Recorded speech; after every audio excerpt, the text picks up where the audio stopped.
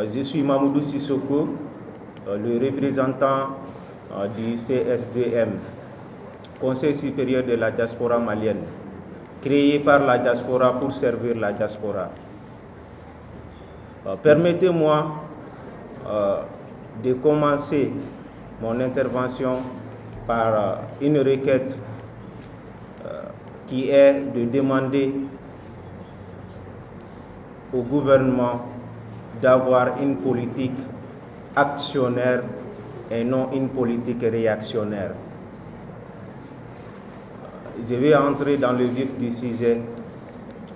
Aujourd'hui, quand on parle de faire de l'état des lieux des différentes politiques migratoires nationales et internationales, il faudra d'abord situer le contexte dans lequel ces différentes politiques ont été mises en place. En ce qui concerne l'Europe, après les indépendances, jusqu'aux années 90, l'Europe avait besoin de la main-d'œuvre pour pouvoir essayer de couvrir le besoin en ressources humaines. En ce temps, on ne parlait pas de visa en Europe. Ils avaient besoin de main-d'œuvre, ils avaient besoin de bras valides. C'est-à-dire, par exemple,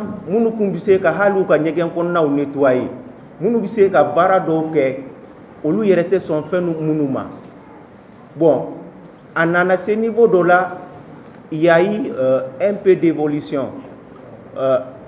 Ces évolutions ont fait que les besoins en termes de main-d'œuvre ont changé.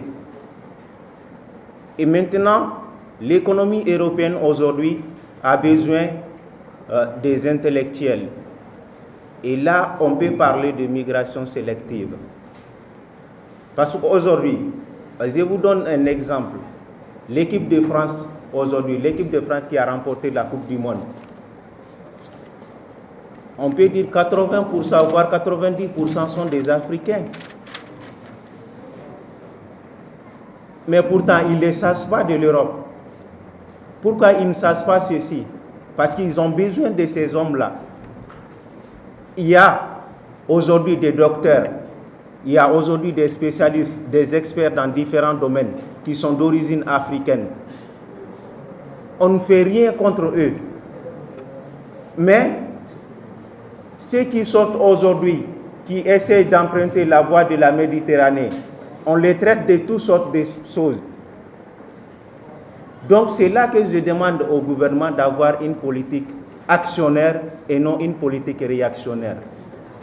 Parce que si l'Europe aujourd'hui est en train de prendre des politiques qui vont avec la demande qui existe sur eux, donc c'est à nos gouvernements aussi de prendre des politiques qui font de telle sorte que les intérêts de la diaspora puissent être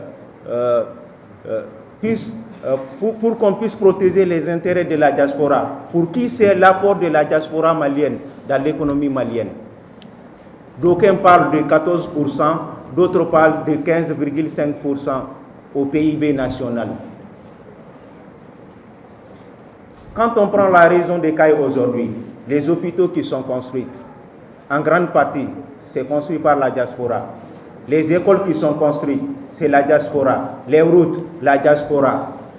Je pense qu'à un moment donné, il faut se demander, devrons-nous protéger les intérêts de la diaspora qui construisent les écoles, qui construisent les hôpitaux, ou devrons-nous les laisser? Donc, il est grand temps que le gouvernement essaie de prendre des politiques actionnaires et non des politiques réactionnaires. On parle de flux migratoires. Comme on est toujours dans le contexte, on ne peut pas parler de ce flux migratoire sans parler de la crise libyenne aujourd'hui. Vous savez tous que Kadhafi, la Libye de Kadhafi était un mur entre les Africains et la Méditerranée. Mais ce sont les Européens, la France en tête, avec les alliés de l'OTAN, qui ont fait vaciller le pouvoir de Kadhafi. Et ensuite, nous sommes venus à un moment où les autorités actuelles de la Libye ne peuvent plus contenir les différents prétendants à aller chercher un avenir meilleur.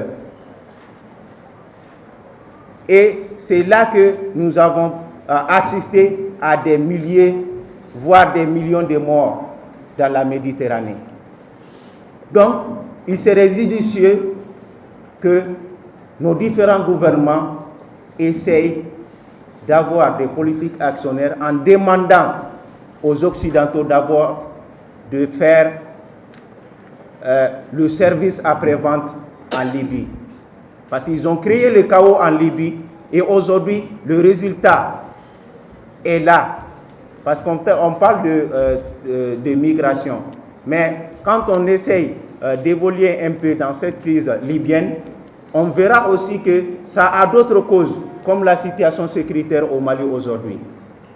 Je ne vais pas aller dans ce sens, on va toujours rester dans le contexte migratoire. Alors, Madame La Segal a un peu parlé hier sur le nombre de migrants subsahariens qui traversent les Méditerranées pour l'Europe. Il est vrai que, en ce qui concerne l'Afrique de l'Ouest, 70% de ceux qui partent pour la migration, 70% préfèrent rester dans la sous-région, c'est-à-dire la Côte d'Ivoire, Guinée, les différents pays de la sous-région.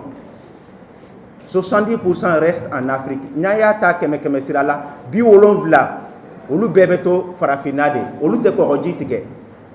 Mais on voit que les médias européens essayent de mettre l'accent sur ceux qui partent.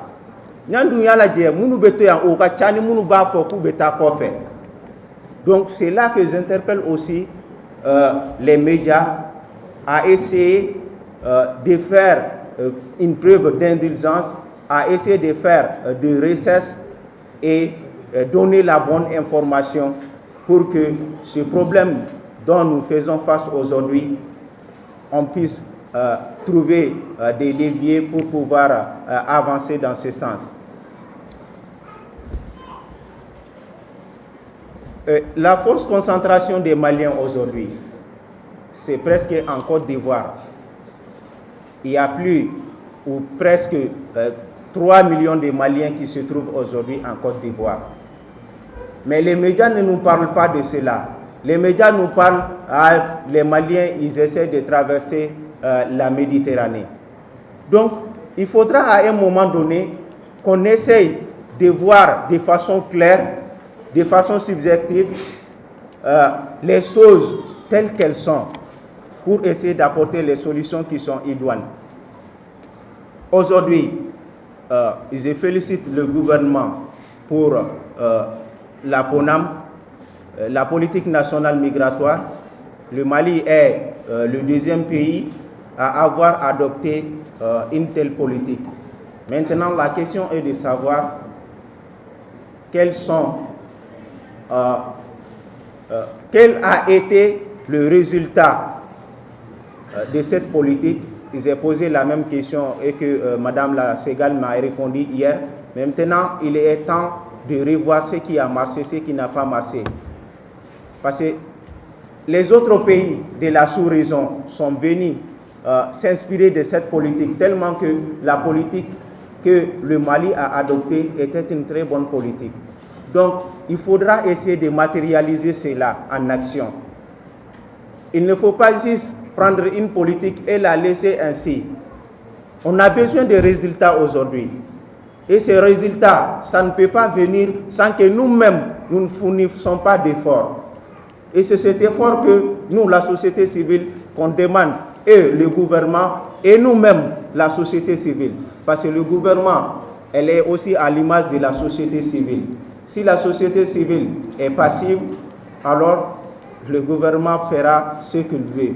Donc ensemble, nous devons faire en sorte que nous puissions coordonner nos efforts pour pouvoir faire des actions concrètes qui vont à l'intérêt de la diaspora malienne et du peuple malien en général. Il y a récemment, le Conseil supérieur de la diaspora malienne a participé à des travaux au niveau du ministère des Maliens de l'extérieur et nous avons vraiment jugé nécessaire que le côté migration soit considéré dans le PDSEC.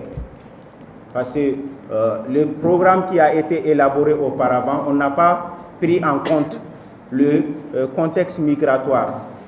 Et je sais que Madame la Ségale, ici présente, ils ont déjà pris des dispositions pour cela. Mais qu'à cela ne tienne, on va les demander jusqu'à ce que cela soit pris en compte. Aujourd'hui, j'ai parlé des différentes politiques, c'est-à-dire les contextes. Par exemple, quand on prend le Rwanda en 2013, ils ont reçu des bourses d'études de la Chine, à peu près 300 bourses d'études. Mais les bourses d'études qu'ils ont reçues ne répondaient pas aux besoins qui existent sur le marché de l'emploi au Rwanda. Qu'est-ce qu'ils ont fait? Ils ont demandé au gouvernement de la Chine d'essayer d'adapter ces bourses-là aux différents besoins de l'économie rwandaise. Mais au Mali, tel n'est pas le cas. On attend seulement que des bourses d'études viennent et que les gens partent. On ne tient pas en compte les demandes qui sont sur le marché de l'emploi. On parle qu'il n'y a pas d'adéquation entre la formation et l'emploi au Mali. Le volet d'éducation va traiter de ça. Ok. Donc, le volet éducation, on parlera de ça plus tard. Maintenant, je m'en vais vous donner quelques directives qui pourront peut-être nous être utiles. D'abord, en ce qui concerne le Conseil supérieur de la diaspora malienne, nous avons demandé en 2018 le report des élections législatives pour pouvoir permettre à la diaspora malienne d'avoir des députés qui peuvent les représenter au niveau de l'Assemblée nationale. Parce qu'aujourd'hui, ceux qui représentent les Maliens de l'extérieur, les Maliens établis à l'extérieur, c'est-à-dire la diaspora malienne, ils ne savent rien des réalités de la diaspora malienne. Donc, nous jugeons nécessaire qu'il y ait des députés ici de la diaspora malienne qui pourront défendre les intérêts de la diaspora malienne. Quelqu'un qui est né au Mali, grandi au Mali, qui a fait tout au Mali, ne peut pas savoir les réalités que ceux qui sont sortis pour aller chercher un avenir meilleur. Donc il est nécessaire que la diaspora ait ses députés au niveau de l'Assemblée nationale pour pouvoir les aider à avoir, n'est-ce pas, à défendre leurs intérêts. Aussi, nous avons demandé qu'il y ait l'adoption d'un code d'investissement de la diaspora. Aujourd'hui, hier, on a un peu parlé de quelques effets lors de la cohésion sociale. La diaspora, ils envoient de l'argent dans la famille, mais il y a du gaspillage. Donc s'il y a du gaspillage, je pense qu'il serait nécessaire qu'on essaye d'avoir un code d'investissement de la diaspora malienne qui peut protéger les investissements de la diaspora et accompagner la diaspora à pouvoir investir dans le pays. C'est vraiment nécessaire pour le pays. Et on a même parlé des stratégies de promotion des investissements productifs de la diaspora. J'ai même assisté au niveau du ministère des Maliens de l'extérieur la révision et la finalisation de ces stratégies de promotion. Donc, s'il faut qu'on ait une stratégie et que le plan d'action de cette stratégie soit qu'on puisse au moins avoir un levier ou bien un ressort de ces stratégies, d'abord, il faut une banque d'investissement qui est au Mali. Il faut une banque d'investissement. Parce que les banques qui sont au Mali aujourd'hui, si même il fait que Hali Djuruta à Bangui Doula, il faudra que les décisions viennent de l'extérieur. Par exemple, Bangui Doubéa, Oluka Bazi Yerebe Mali Kofede, Djuru Hake Doubé, Nibena Djuru Nuta Sisa, faut décision à Boye, Kana, donc Oluka Seka Djuru Do, il a Seki Barake, Noya Konana. Bon, il y a une décision à Boye Jamana Warela. Pour que les baraki ga jamana konnana ya nga hakilla o ye fen mun be na geleya don investissement yere ta fan fela la. Donc raison pour laquelle on demande l'investissement et un banque d'investissement de la diaspora. Donc il faut aussi un mécanisme de collaboration entre les acteurs de la diaspora malienne, c'est-à-dire le ministère de tutelle, qui est le ministère des Maliens de l'extérieur, il y a les ONG, il y a les différentes associations de migrants. Donc il faut un mécanisme de collaboration entre ces différents acteurs pour qu'on puisse ensemble se donner la main et constituer un levier pour mettre en place des politiques qui peuvent profiter et le pays et surtout les peuples maliens qui sont la diaspora. Donc sur ce, j'aimerais m'arrêter là et vous remercier de votre attention. Merci.